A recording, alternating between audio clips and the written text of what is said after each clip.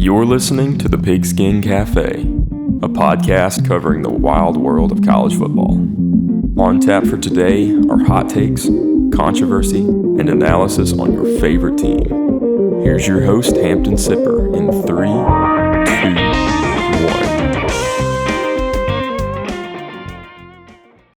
1. Welcome back in to the Pigskin Cafe. My name is Hampton Sipper, and I've got Mr. Chase Haney back with me today. It's been a few weeks since he's been able to join us on the Pigskin Cafe, but we're happy to have him back talking a little Week 10 college football action. Graham is not with us here today, but he should be back for the preview episode that will be dropping on Thursday. Guys, we have a ton to dive into.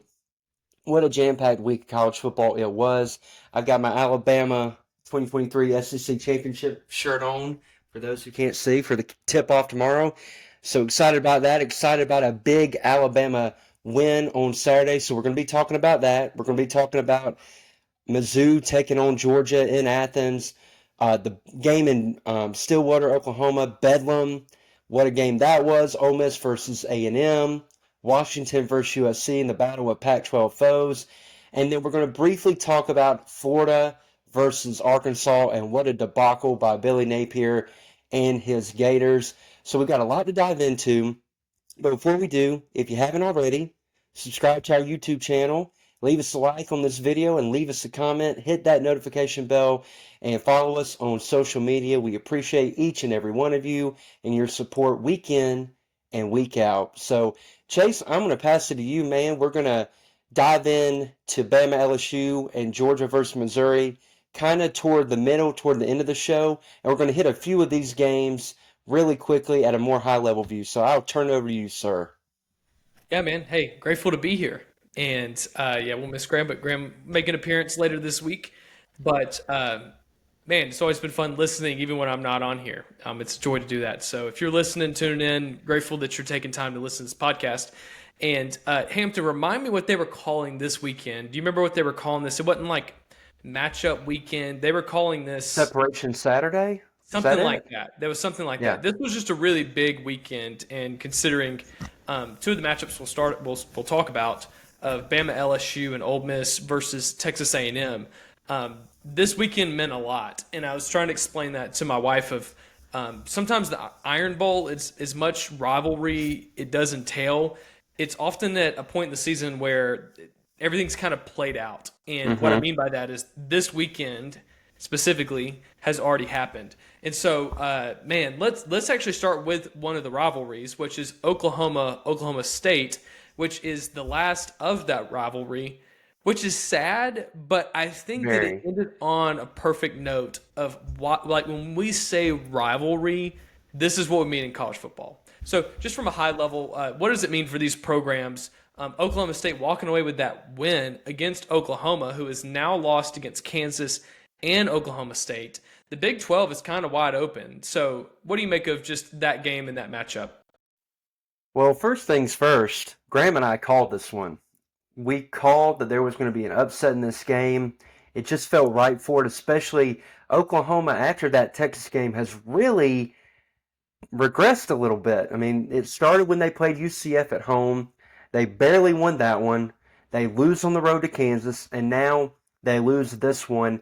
And now we're effectively out of the college football playoff picture. And if Oklahoma State wins out, they're out of the Big 12 title picture, which is huge. Oklahoma State would more than likely be matching up with Texas if they continue to handle business, which is not a guarantee if you've seen them play the past few weeks.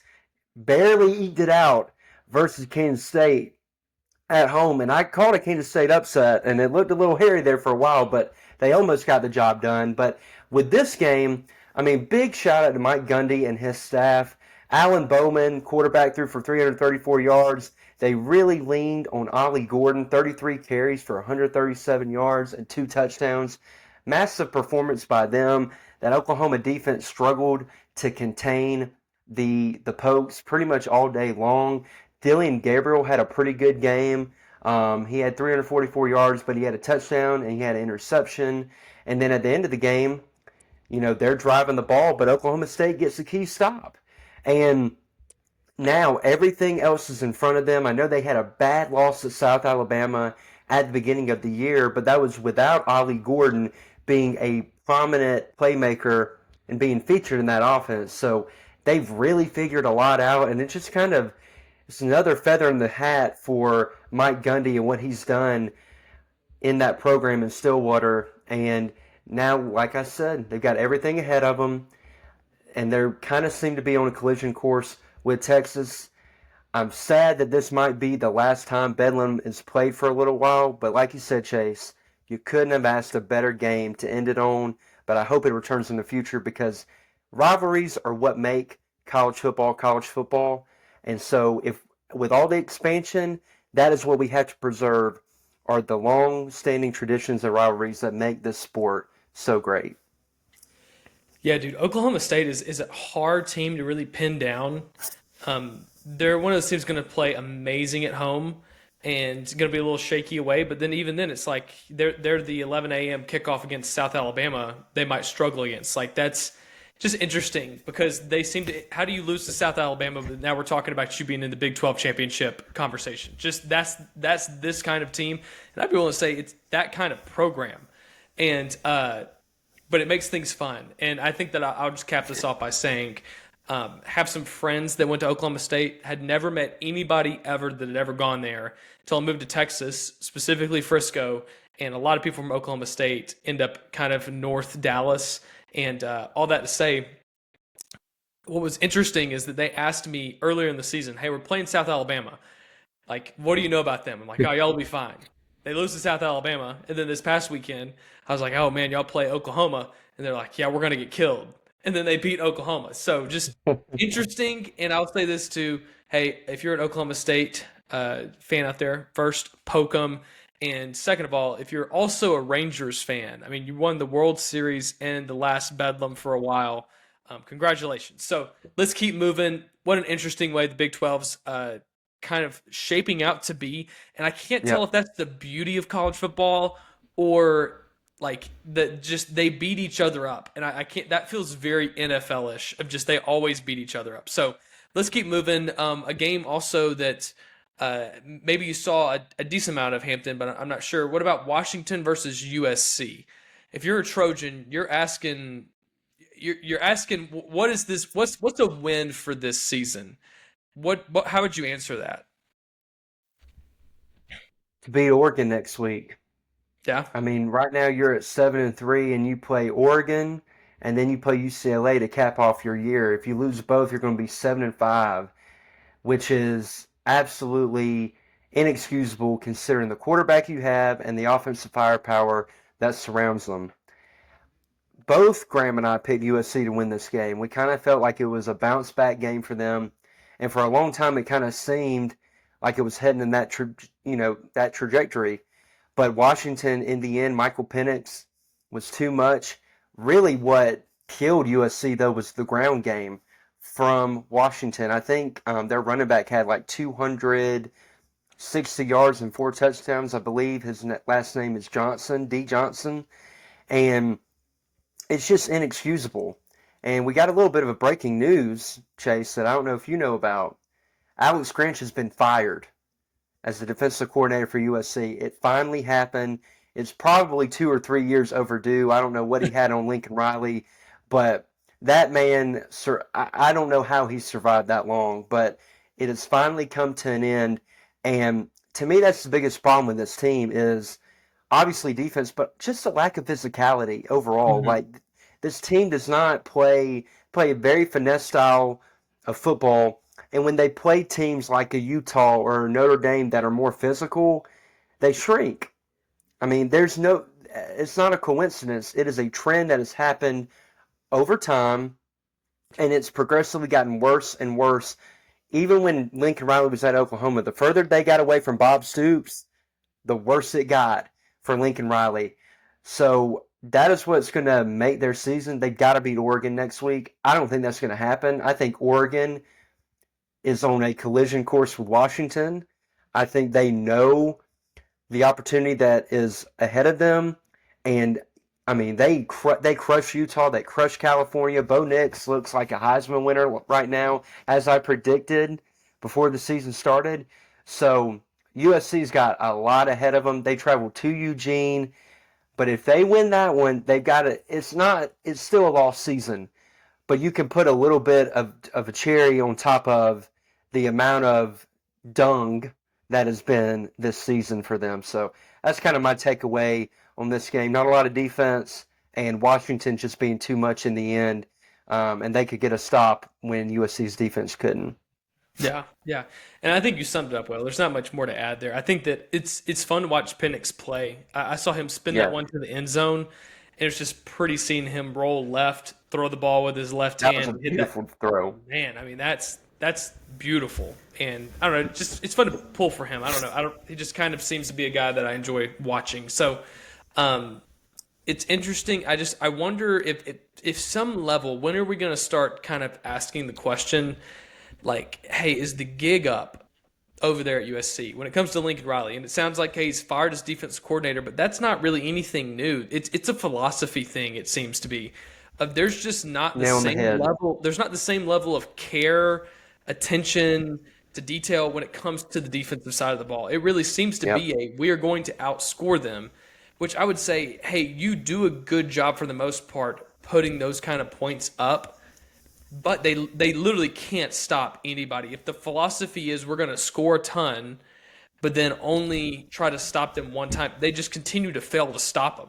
And so maybe you say, hey, we're only 2 stops away from really being in the conversation, but it seems like there's got to be a philosophy change and more than a coaching change. So let's just touch on this game, Florida versus Arkansas. And if you were like me, you saw that before this game really got started. I think it was 14-0 Arkansas's way. Quick, And in man, three you hear all minutes. the time. Yeah, you hear all the time talking about how playing in the swamp is so challenging, and just anybody going down there, they're going to get a ball game. And man, did they come right out of the gun? And Florida seems to be one of those teams that in the past few years, if you can get up 14-0 on them, they might kind of roll over. So Yep. just a high level, what do you think about this game? I would say a surprising win from Arkansas for me, but Yeah. yeah, I don't know. What do you make of it? Two things. I think it shows that Arkansas is a much better team than their record indicates. They went through a gauntlet of a schedule Yeah. of just back to back to back to back to back tough opponents, and they just don't have the depth to withstand any sort of injury. And they suffered a few, and you could see the residual effect. I mean, by the time they played Mississippi State, that was a broken football team. They come off the bye, and you kind of see a better representation of who they are as a team. I think Dan Enos being fired helped them. I mean, their offense looked leaps and bounds better. KJ Jefferson is a dude. He is a gamer, and he came through when they needed him most. So, big win for Arkansas, and my gosh, Florida. Every time you give me a little bit of hope, you just snatch it away. I mean, there's no excuse to lose this game at home. Zero, zilch, nada. And the worst part is now you have Missouri left on your schedule. Okay, I think Missouri's going to beat them Yeah. soundly. And I think Florida State at the end of the year is going to beat them. So you're looking at a 6-6 year again. And I get they're not the most talented team, but they are more talented. They are more talented to be than to be 6-6 is what I'm saying. Hmm. So Billy Napier, I love the guy. I think they still need to give him time, but he needs to make some wholesale changes in the offseason. Get a dedicated special teams coach. Give up the play calling responsibilities and let somebody else do that. And you need to focus on being the head coach of your football team because they're too undisciplined and they make crucial errors at the worst times. And his game management as a whole is honestly pretty poor a lot of the times. So awful win for Florida, great win for Arkansas, good for Sam Pittman and that football team who had gone through I think a 6-game losing streak, and to band together and get a big win in the swamp like that shows character, and maybe they can end up getting to a bowl game. Going to be tough for them though. Yeah. No, I think that's spot on. I really wonder, KJ Jefferson is one of those guys that, you think that he's just kind of a good college quarterback, But man, I mean, he's got big frame. He's one of those guys that in the NFL I would almost take a ticket on, just like hey, at least he's a A late massive. round guy? Yeah, Yeah, yeah. I Just would. we'll just kind of see. Not that you expect him to start, but anyways, all that to say that, I mean, you know what Arkansas is going to try to do and what he's good at, and it seems like in the past, I'd say maybe year, past 365 days, it seems like people have, for the most part, yes, Arkansas has been hurt. They seem to have been able to figure him out and trying to make him do what he is maybe weak at. And it's one of those things, though. It's like when Alabama was playing. I mean, shoot, if you allow him to do what he's good at, it's going to be really hard to beat him. And so, all Yeah. that to say that, I mean, Arkansas, I think they at least know who they are in the sense of we know who our quarterback is. We changed offensive coordinators, but we still there's some philosophy of, hey, we all know what we're trying to do with this football on offense and trying to stop them on defense. When it comes to Florida, I don't really know what Florida's game plan is when it's like, hey, how are we going to establish our will? I don't know if I could tell you what their will is. So they've just got some identity problems. So if we said that USC has philosophy issues, I would say that it seems like Florida has some identity issues that I think needs to be looked at. So, hey, well, let's just maybe park out for these next few games, and let's maybe start with Missouri, Georgia, and I just want to hear kind of your thoughts on that game, which I think a lot of us were wondering, hey, is Missouri going to give Georgia the game of their life, and they're going to walk into Athens and beat them? Didn't happen, but what did you think? Well, before I go to that, I do want to say the crazy thing about Florida, just last note, Okay. Graham Mertz is playing so well for them. I mean, he had 3 touchdowns yesterday. ETN had a good day, but they didn't give him the ball enough. Again, that team is just very befuddling because out of all the things that you thought were going to be the main issue for that team, Graham Mertz was at the top of the list, and he's been anything but. That offensive line has just been flat out horrendous. But Yeah. moving over to Georgia Mizzou, Graham and I both picked Georgia to win this game, but we did both say it was going to be close and it was going to be a battle. And thank you to the Lord above that Mizzou showed up, wasn't intimidated, wasn't scared of the moment, and they went in and they gave Georgia a football game, man. Heck yeah. Like, they hung with them the whole way. I think they showed you that, I mean, that's probably there's no probably, that is the best offense by far that Georgia has played this year. And they had success in the air, especially in the first half. Brady Cook was playing really well. He hurt him with his legs a good bit. Cody Schrader started off slow, but as the game went along, those outside zone stretch runs, they had a lot of success on. And, I mean, they got it to within 6. They were within striking distance and had the ball, and then Brady Cook just makes a crucial mistake. It throws to the defensive lineman, and yes, it was a good play by the D lineman, but if he hadn't gotten it, the guy he was throwing to wasn't open. It might have been picked there too, so I don't know what he saw there. But Georgia, I think in the second half, really switched up their coverages. They were playing a lot of man in that first half. In the second half, they switched to primarily zone, which I think LSU kind of tried to do that against Brady Cook when they played him earlier this year, and it really affected them. So that is maybe an alarming trend. I saw that from a tweet from College Football Nerds. I want to give credit to them, but like if that is the key to kind of stymieing Brady Cook, that's kind of putting the game plan out for the rest of their opponents. Obviously, you got to have the personnel to execute it, but I think that's something he's got to improve on. But overall, I thought Georgia offensively was out of sync for most of the game. I thought Carson Beck made a few big throws late, but I don't think that Missouri got bullied. Like, I think there were times that Georgia had success on the ground and were moving them, but there were times that Mizzou was stifling them in the backfield. They sacked Carson Beck a few times.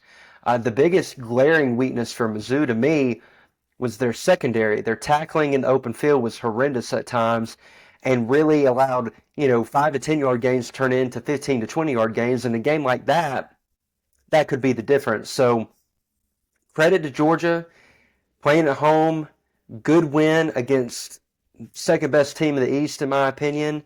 I think I'm just glad that Mizzou did not get blown out. They showed that they belong, that this season has not been a fluke. They are a really good football team, and they had the chance.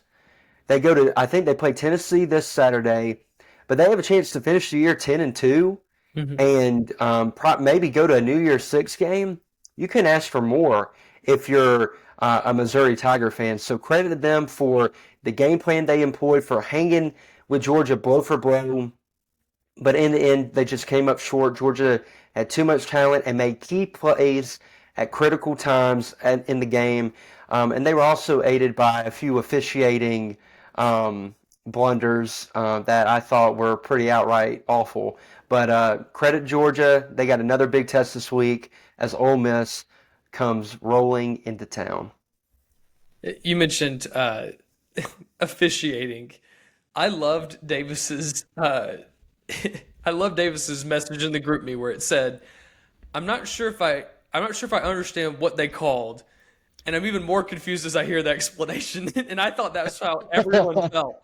I'm not even sure what the penalty was, but then as they're explaining it, I'm becoming even more confused. So I think with that, what they did was like they were reviewing if the ball passed the line of scrimmage. If it had passed the line of scrimmage, it would have been PI.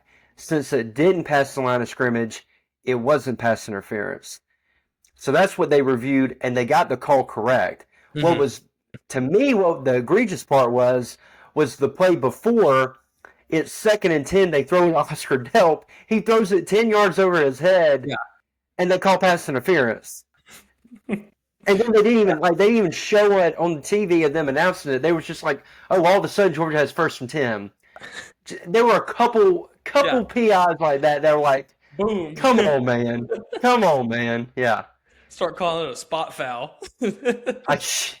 I know. And hey, with that officiating crew yesterday, it wouldn't have surprised me. Man, I tell you what, I'll say this. I remember on this podcast, and I wish I could remember how many years ago it was. I just remember that I was in my dorm room at Baylor, and we're recording one of these podcasts, and like usual, I'm over here talking about something I have no idea what we're talking about. Like I haven't watched Missouri play a football game that year. But I think it was the beginning of the season, we were basically saying, hey, who were some risers and who were some fallers for this season? I remember saying Eli Drinkwitz is somebody who I like going forward. I think they found a coach, and it didn't really age well short term, but I really do think when I watched yesterday's game, those guys came ready to play. Yes, they did. There is some level of, hey, it's not X's and O's, it's Jimmy's and Joe's. But I think they're building something. And I love what their state is doing to kind of embrace this trying to keep in-state talent in Missouri. Like just stuff like that where they're really buying in and trying to be innovative. So I think that was my takeaway from the game is that, Georgia's still good. But I really saw Missouri come in, and then I just saw them, have 2 really bad picks at the end of the game, which I think are maybe unfortunate is how I would phrase it. I don't know if I would say, oh, man, like, yes, this is a terrible play, but Missouri's got to play the game of their life to win. And I think you just saw, hey, they're close, but not quite there. So go ahead. And the last thing I'll say before we move on, I don't know what voodoo doll Georgia has with in every big game a receiver getting dinged up, but I know Luther Burton came back into the game. He was not the same Luther Burton prior to the injury that he sustained. He was limping around all day, and he lacked the explosiveness and burst that we're accustomed to seeing. But it's just uncanny. And I know it's part of the game, but national championship game, J-Mo gets hurt, John Mechie gets hurt, then Marvin Harrison gets hurt in the playoff game, and now Luther Burden. I mean, it's just uncanny. But we can move on. No, man, when you said that, I was like, I never really thought about it like that. And then it was, man, just so clear that here we go again, Here we go again. Yep, buckle up. All right, so for our second to last game before we get to the Alabama LSU game, I think we have to touch on Ole Miss,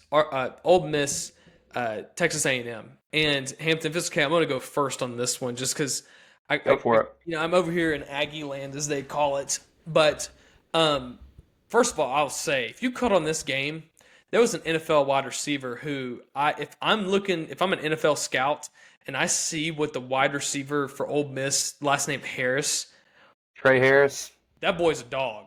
I don't know he's if you good. watched like that whole game. That guy there was one drive where he caught several balls one-handed and looked like Yep. NFL, I think scouts have to look for the guys who look like they're playing against small children out there. And the way that he was catching that ball, is Adrian Peterson once said, I seen him throw that ball. But yeah. I think that's a guy who, if I'm an NFL team, I'm like, hey, I really like what I saw yesterday. But I guess we also got to mention the defensive lineman for Texas A&M that decided he was going to throw an uppercut. Jamal Turner. Good gracious Oh my God. alive, man. That Dude, was rough. Here's my actual analysis. One of my friends, A&M fan, he said at the end of this game, he said, "I'm sick of being laughed at." And I said in our group me, I said, remind me of Texas A&M's record now.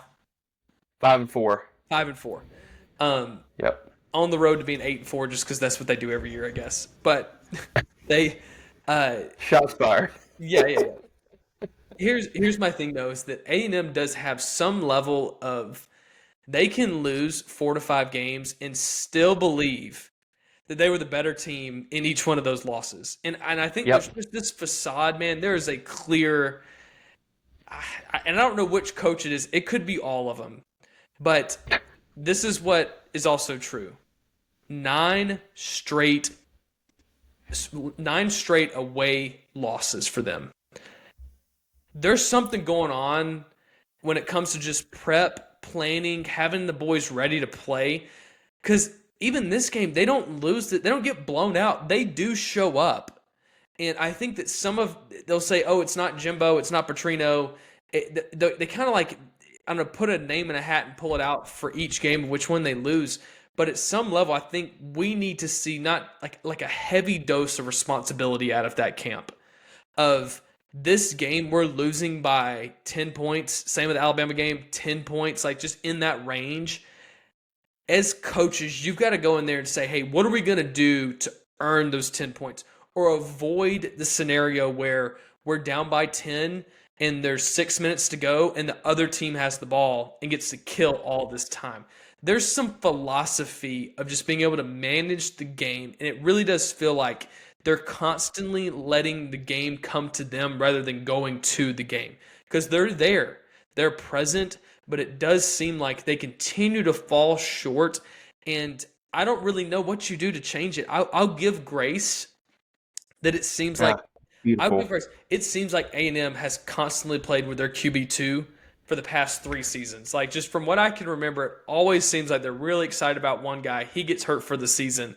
And then I know Max Johnson's a good quarterback, but he's not the guy you thought was going to be starting this game. He was, starting this season. And so, anyways, it's just interesting. I don't really know where to fully put the blame, and it's because it goes several different places. But I think that that's also just really the point, is that everyone has to begin to take responsibility there, rather than this, hey, we were the better team, but we lost, and like, woe is me because, we're playing our QB2 because of all these things. It's like, hey, when are we just going to say, hey, enough is enough?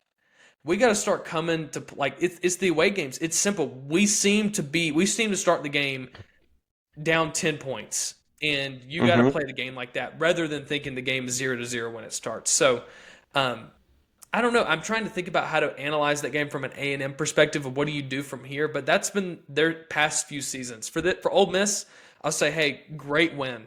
You needed a big win, great win. I still don't think this was the Lane Kiffin puts his hat on, this is his big win. But I thought their environment was incredible. I think that they haven't had that much since Lane, like before Lane has gotten there, and I think he brought that kind of game day environment where we can play good teams that have good players, and we're going to do what we want to do, and we're going to have guys show out. So I was impressed by them, and I think the A&M just, again, is still asking the question of, like, where do we go from here? And my answer has to be everyone begins to feel the weight of the losses. Not that it's Jimbo's contract. It's like everybody in the building needs to feel the weight of some of these losses. No excuses, no woe is me. It's, hey, we're too good to let this continue to happen. What are we going to do to change it? So, Hampton, break that game down for me, even though I think it's an interesting game. I mean, just Oh, very. It was going great. in. Fantastic game. But, yeah, I mean, Ole Miss, what you would say, is kind of a little bit of the little brother, and A&M is the big brother, just in the sense of how much NIL money they have, transfer portal, recruiting, and Ole Miss beats them. What do you make of that? Well, the thing, you're asking the question, and it's a great question of what is the problem at A&M? And obviously, yes, it is the fact that to me, the main crux of it, you were too talented to be 5-4. You're way too talented to be 5-4. And yes, Max Johnson is your backup quarterback, but Max Johnson, you have a luxury of a guy who has started 20-ish games as a starting quarterback in the SEC when he was at LSU, and he started for you at A&M. So at this point in the year, he's your guy, and he wasn't the problem yesterday. I thought Max Johnson actually, as the game went along, he made some incredible throws. That one he threw to Anaya Smith, the anticipation he threw that with, he put it where only his guy could get it. He's a gamer. He's got some moxie to him. Takes a lot of hits. I think he holds on the ball a little bit too long as well. But their offensive line is not just absolutely fantastic. But in the end, they're in any walk of football, most of the time, if the talent gap's about even, there are 3 or 4 plays that decide a game. Usually, if it goes one way, one opponent's going to win. If it goes another way, the other opponent's going to win. And A&M is always seeming to be on the losing end of that. But I think part of that is coaching. Part of that, go ahead. No, I was just going to say what I've observed with exactly what you just said. It feels like they lose 2 out of 3 of those big play moments. But Yes. the thing is they always win the first one, which is too early, if that makes sense. It's early in the game. Yeah. Well, just in the sense of if you were to win that last one, you might actually be in the game, or you're tying it up. But it seems like they win this first one and then they lose the just to kind of add some color to what you said, because I fully agree with it. I think it's a great point. Yeah, no, absolutely. Great point. Great point. On top of my great point. No, what I really took away though is this game to me would have been a blowout if not for the blocked kick. The blocked kick return changed the game. It gave A&M life. They had done nothing on offense to that point. But then the second half when they got rolling, Ole Miss couldn't stop them. They were throwing it pretty much at will. They were running the ball effectively and being real physical with them. But the problem is their defense with 5-star galores on that defensive line, they couldn't stop Ole Miss. Jackson Dart threw, I believe, for 387. Quinshai Judkins had over 100 yards. So, to me, you got the horses. That's got to be a little bit on coaching. Yeah. It's got to be a little bit on DJ Durkin, who I don't think is a fantastic defensive coordinator. But hey, the way they talk about him around here, man, I got to let you know. They talk about him like he's the best thing since sliced bread. So you're kidding me, just right? Just on the ground right there. That's what I'm saying though, dude. Is it seems like it's not Jimbo's fault. They're like, oh, it's not Jimbo's fault and it's not Petrino's fault. But then DJ Durkin, it's like, all right, so maybe you're saying it's DJ Durkin. They're like, no, we love him. And I'm like, see, there's just then whose fault is it? That's what I'm saying. It's just some woe is me. Yeah.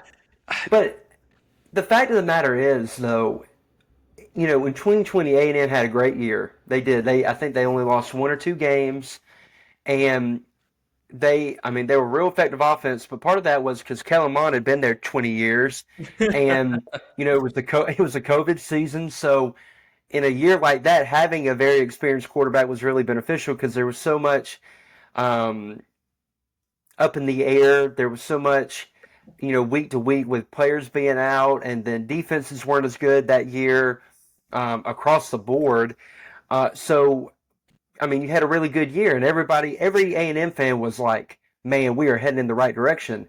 Since then, you've been 8-4, 5-7, and now you're heading for probably 8-4, but maybe even 7-5 because you still got LSU to deal with.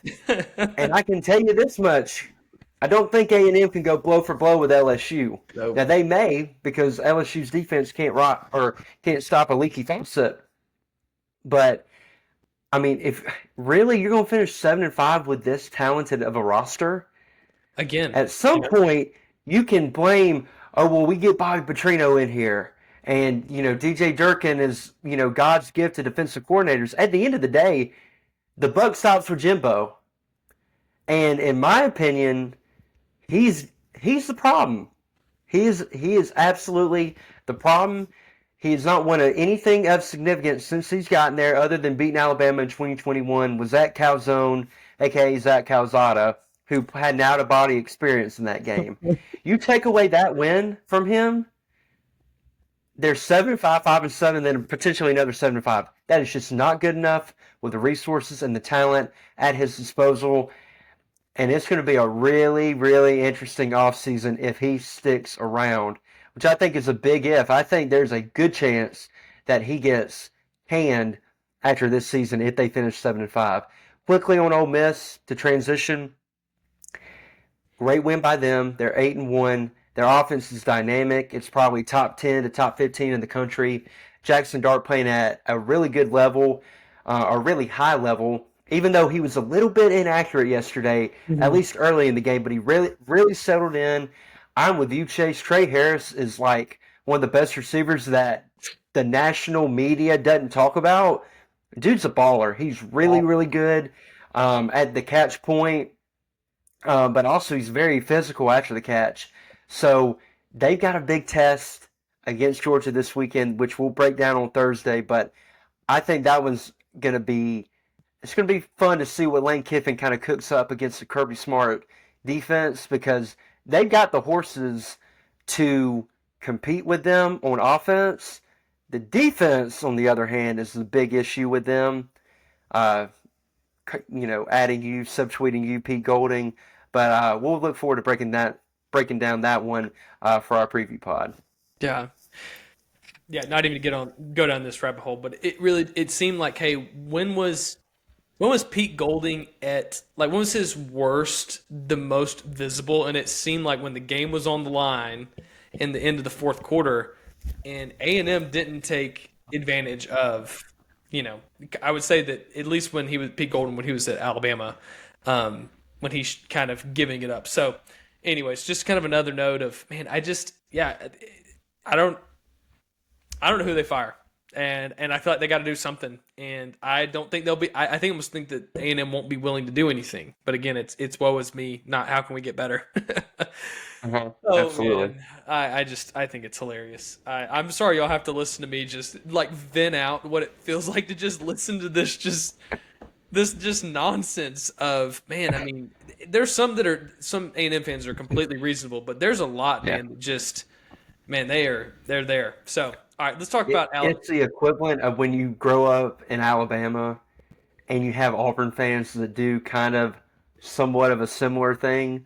That's what you're going through right now. So I can totally relate, and I'm sure much of our viewership can. See, and I think that's probably right. It's the War Eagle anyways that's like, in me, I just can't.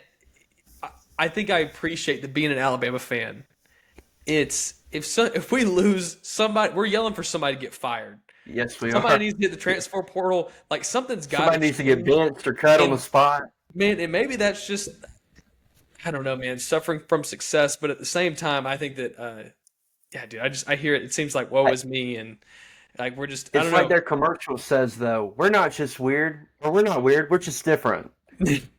I guess that speaks to that. However you want to talk about it. Whatever you want to spell it as. Well, this is a smooth transition from Lane Kiffin at Ole Miss taking care of business in Oxford to then, them looking forward to what they're going to do next week at Georgia.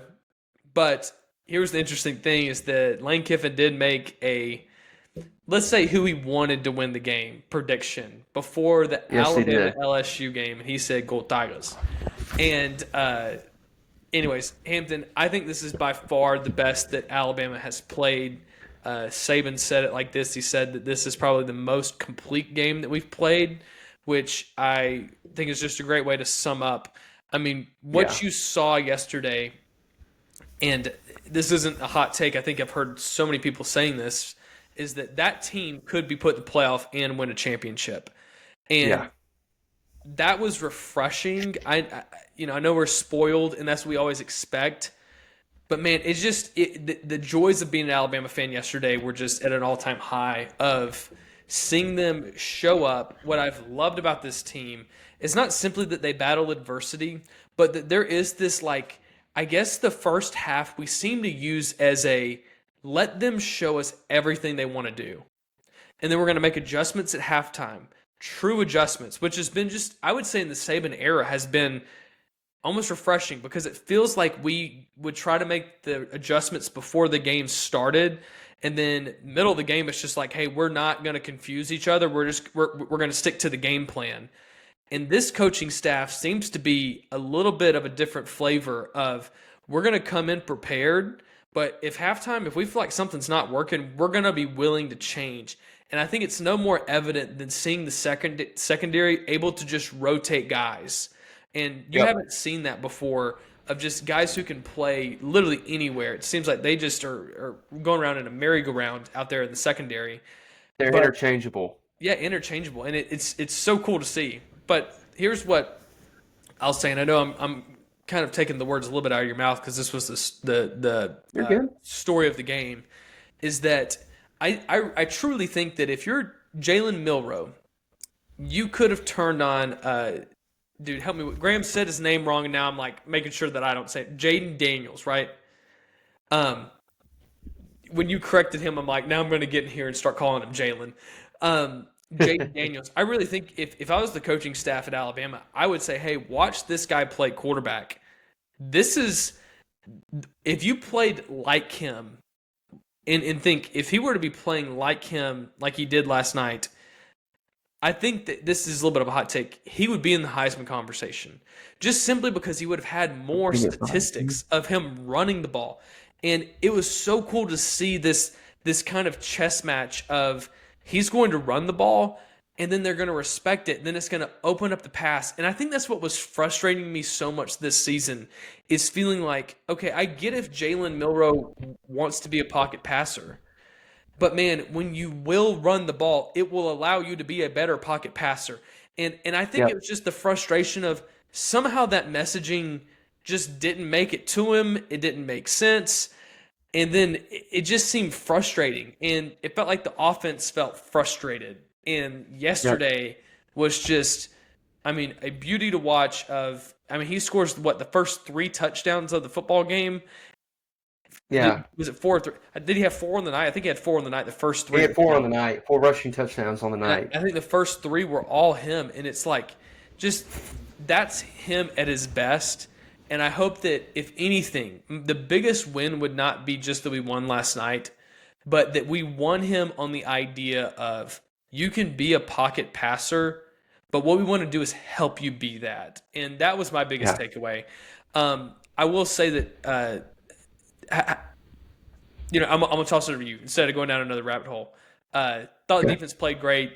It's awesome to watch Kevin Steele do his thing, continuing to almost shut out a team in the second half.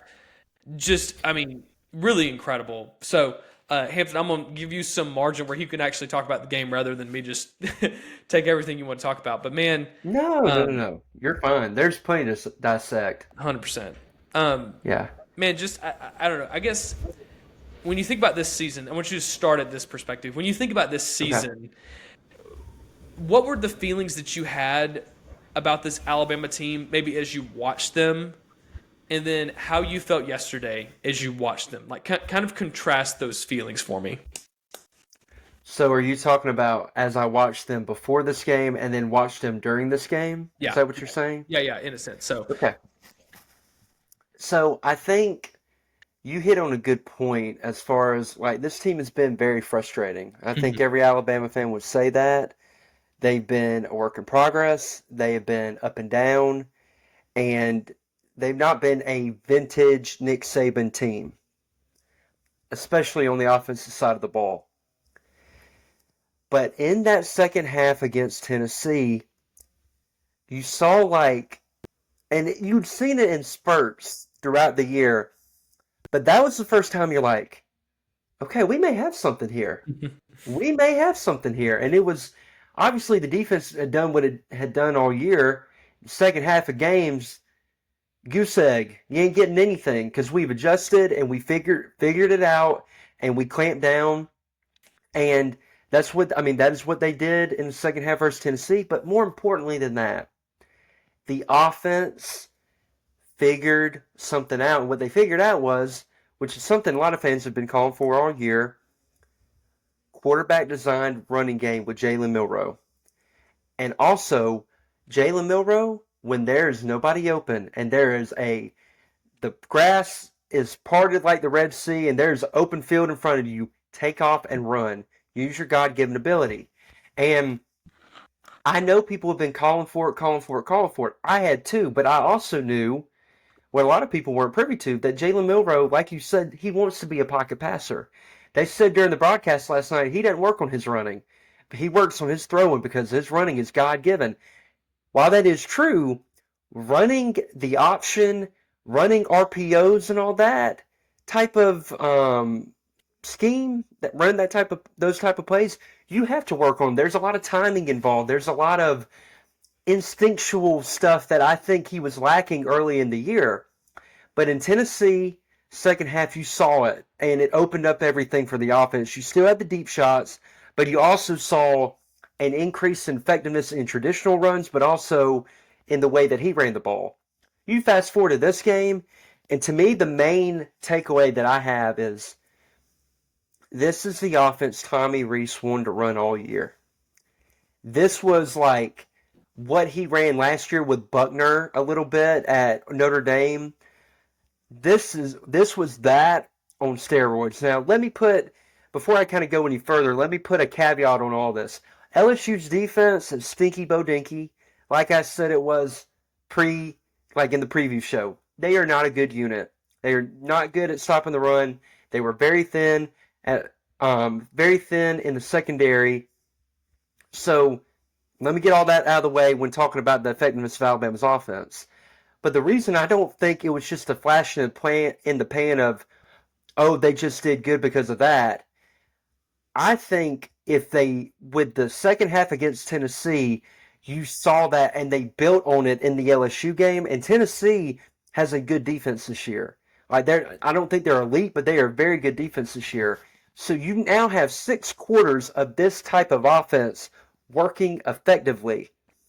And Alabama can win a national championship with this offense because Jalen Milroe, each game has gotten better at being more accurate with the football.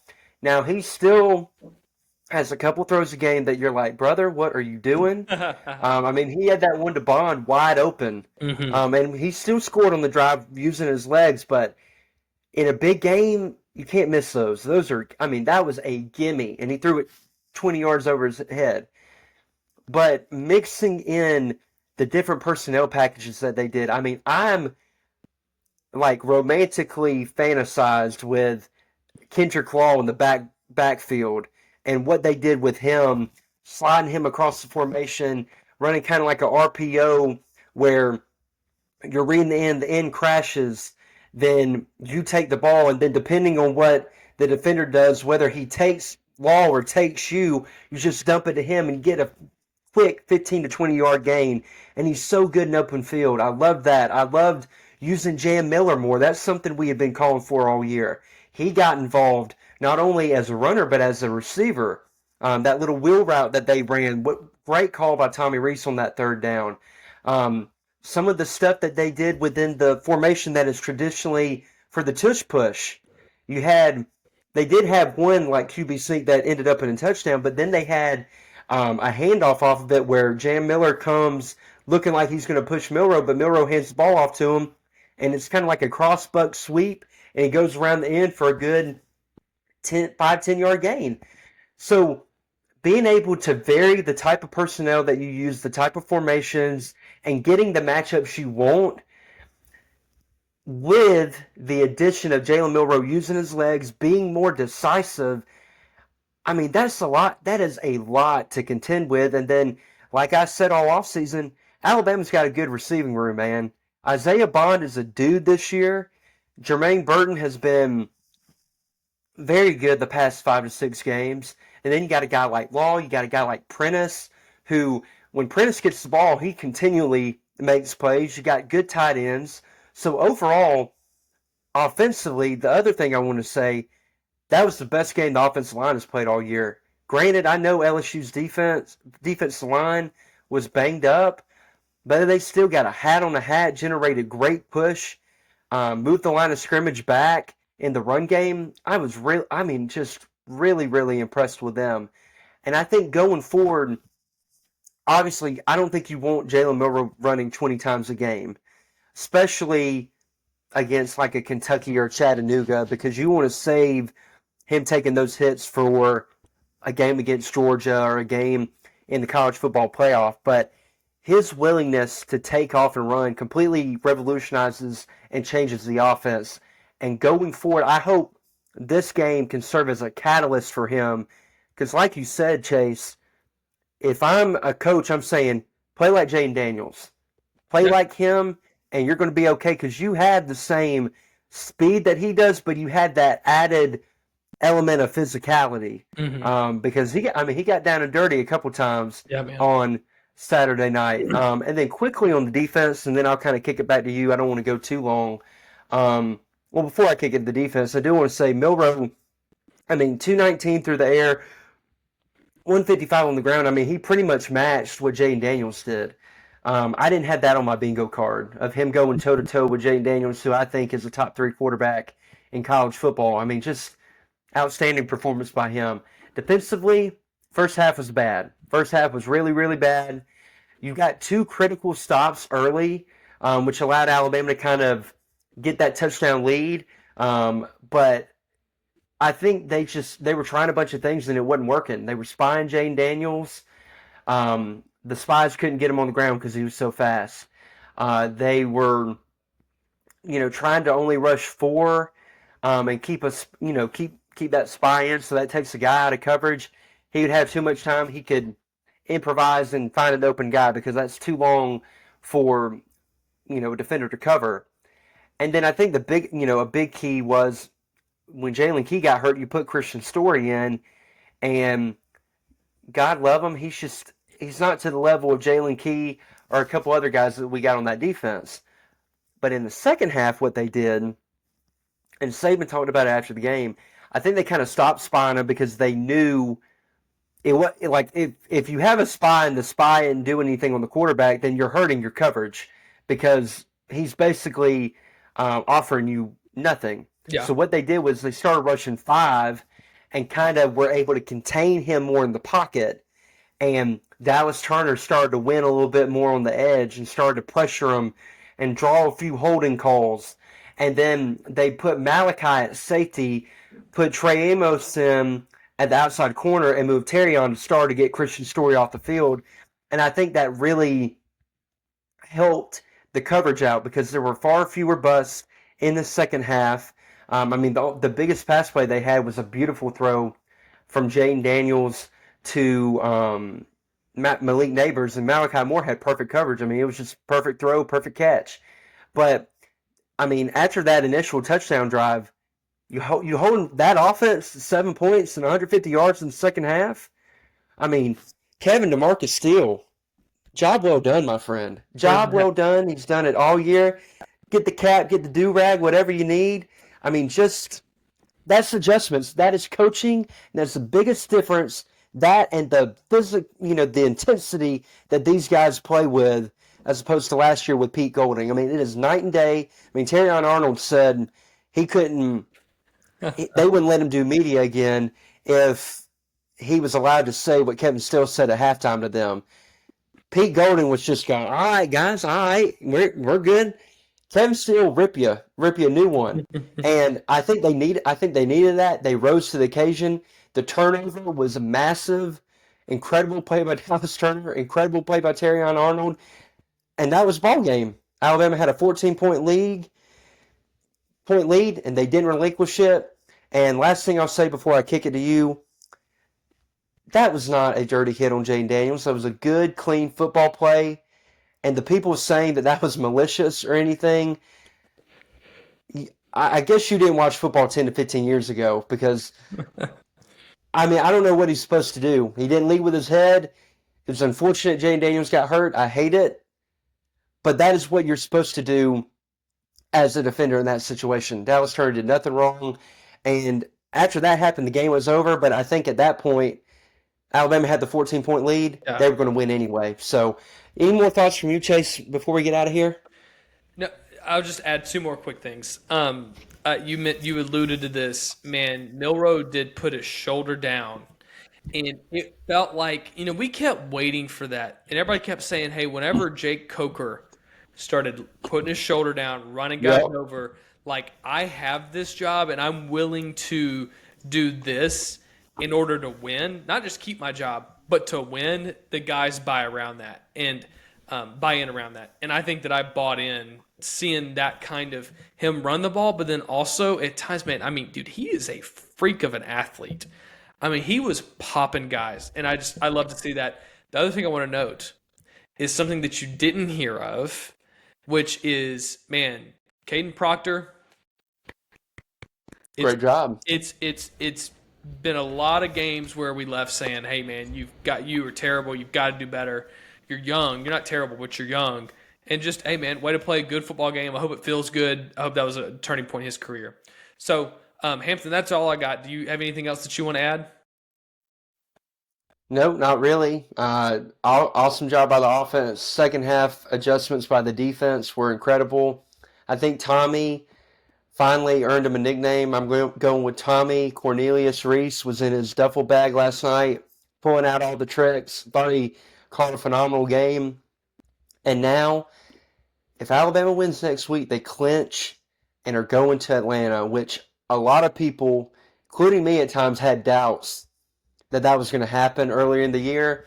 Credit to Nick Saban and that coaching staff and that team for banding together, putting their head down, and going to work and improving week after week. And don't look now, but they're peaking at the right time, and they're going to be a team that nobody wants to face. So, great win by the Tide, and now you got Kentucky on deck. Better be ready for that 11 o'clock kick in Lexington. Love it. Nick Saban can turn a loss into a source of motivation like no coach ever, man. Really. Don't lose to failure, baby. Yep. Mm-hmm. Well, hey, grateful that you're listening. Again, we know that you take time out of your day to listen to this podcast, so you made it this far. We're grateful and excited every time we get to hang on here as friends and just talk about college football. So, hey, feel free to let us know what you think in the comments, or if this is a real, feel free to comment down below. But the Pigskin Cafe is going to be closed for now. But until Thursday, chew on that. We'll see y'all soon.